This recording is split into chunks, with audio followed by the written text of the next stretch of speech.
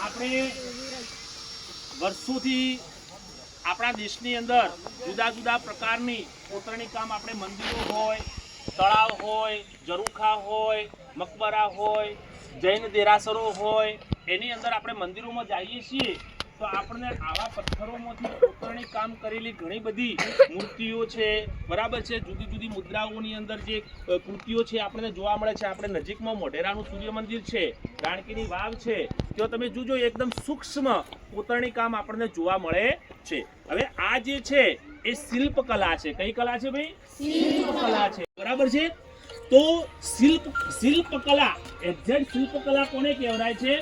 તો જે કારીગર હોય છે એના મનની અંદર જે ભાવ ઉત્પન્ન થાય છે, અને એના મનની અંદર જે કલાકૃતિ ઉત્પન્ન થાય છે, જે પ્રકારની આકૃતિ થાય છે,